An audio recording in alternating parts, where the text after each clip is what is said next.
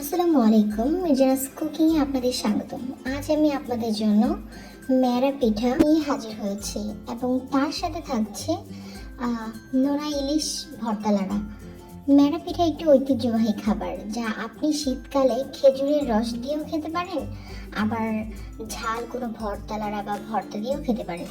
আশা করি আমার আজকের রেসিপিটি আপনাদের অনেক ভালো লাগবে। তো যারা আমার চ্যানেলে নতুন আছেন তারা অবশ্যই চ্যানেলটিকে সাবস্ক্রাইব করে বেল আইকনে ক্লিক করুন। আর এমন নতুন নতুন বাংলার ঐতিহ্যবাহী খাবার বা পিঠা পেতে অবশ্যই লাইক, কমেন্ট অ্যান্ড শেয়ার করে দেবেন।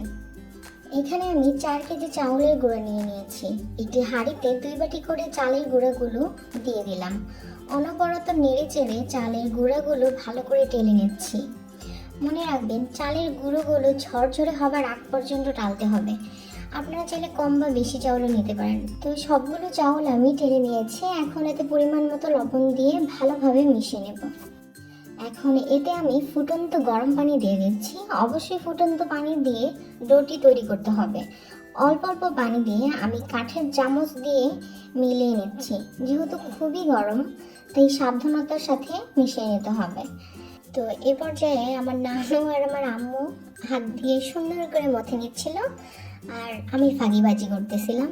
তো মেরা পিঠার ডোটা খুবই নরম ও তুলতুলে হয়। যত সময় নিয়ে ভালো মতো মেখে নেবেন ততই ডোটা সফট হবে, পিঠা বানাতে সহজ হবে।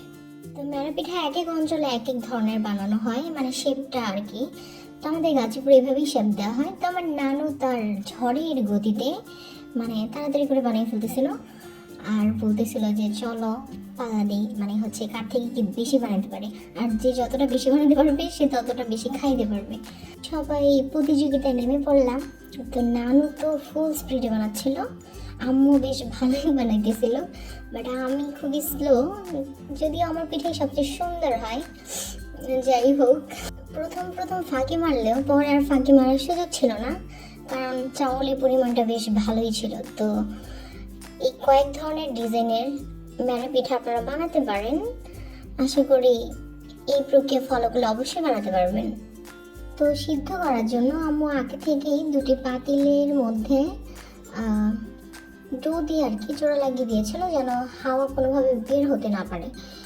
আর এখানে অল্প অল্প করে পিঠা দিয়ে দিচ্ছিল, কারণ সবগুলো একসাথে দিয়ে দিলে ভেঙে যাওয়ার প্রবণতা বেশি থাকে।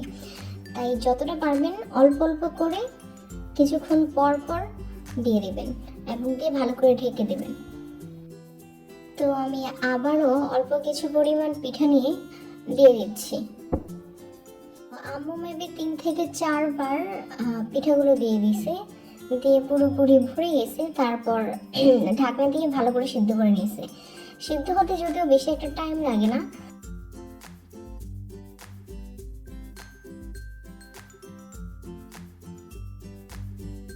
তো এখন আমরা চেক করে দেখব পিঠাগুলো ভালো করে সিদ্ধ হয়েছে কিনা। তো তার জন্য আম্মু কাঁটা চামচ দিয়ে একটি পিঠা উঠিয়ে এভাবে ভেঙে দেখতেছে যে পিঠাগুলো সিদ্ধ হয়েছে কিনা। তো এই পর্যায়ে পিঠাগুলো সিদ্ধ হওয়ার পর আম্মু হাঁড়ি থেকে নামিয়ে একটি বড় বলে ঢেলে রাখছে। আর বাকি পিঠাগুলো এখন দেবে, যেহেতু আমাদের ডোটা অনেক ছিল, মানে গুঁড়িটা অনেক ছিল। তো এরকম 2 থেকে 3 বার মনে হয় নামানো হয়েছে। তো আপনারা দেখতেই পাচ্ছেন পিঠাগুলো কতটা সুন্দর সফট হয়েছে। তো এখন একটু ভেঙে দেখাই।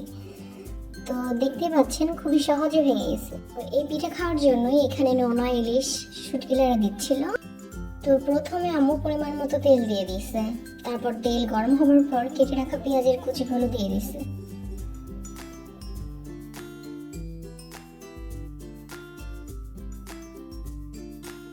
তো এখন কেটে রাখা রসুন কুচিগুলো দিয়ে দিচ্ছে।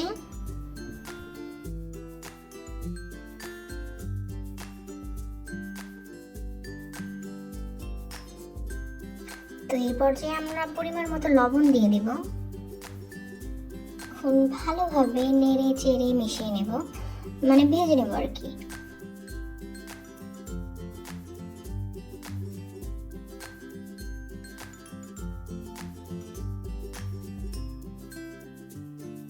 পেঁয়াজ আর রসুনগুলো কিছুক্ষণ ভাজার পর আমি কেটে রাখা নোনা ইলিশগুলো দিয়ে দিচ্ছি। আচ্ছা, আরেকটা কথা, নোনা ইলিশ তরকারি বা হচ্ছে ভর্তা নাড়ে দিতে গেলে তো তো লবণের পরিমাণটা একটু ভেবে চিন্তে দিবেন, কারণ নোনা ইলিশ কিন্তু এমনিতেও নোনা থাকে, তো ওইটা মাথায় রেখে তরকারিতে লবণ দিবেন।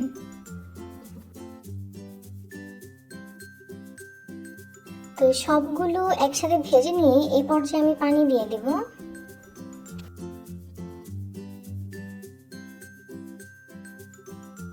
এখন আমি মরিচের ফাঁকি দিয়ে দিচ্ছি, আপনারা আপনাদের পরিমাণ মতো দিবেন, যে যতটা ঝাল খেতে পছন্দ করেন ওই অনুযায়ী দিবেন। তো আমি মিডিয়াম আর কি দিয়ে দিচ্ছি।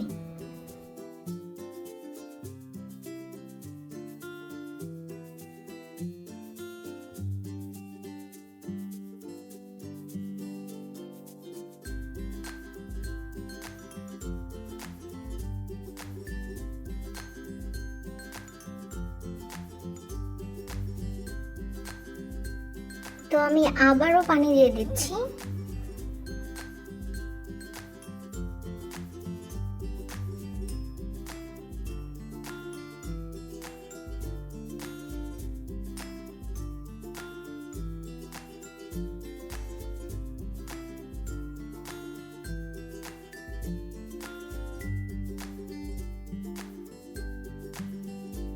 নানানভাবে খেতে পারেন, মিষ্টিও খেতে পারেন, আবার ঝালও খেতে পারেন, ইচ্ছা করলে টকও খেতে পারেন।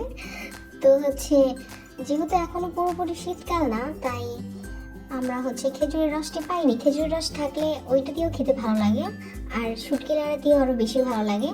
তো আজকের মতো এই পর্যন্তই। আশা করি আমার ভিডিওটি আপনাদের অনেক ভালো লেগেছে, এবং সবাই একটু লাইক, কমেন্ট এন্ড শেয়ার করে দেবেন। আর যারা নতুন আছেন তারা অবশ্যই সাবস্ক্রাইব করে দেবেন। আজকের মতো বিদায় নিচ্ছি, আল্লাহ হাফেজ।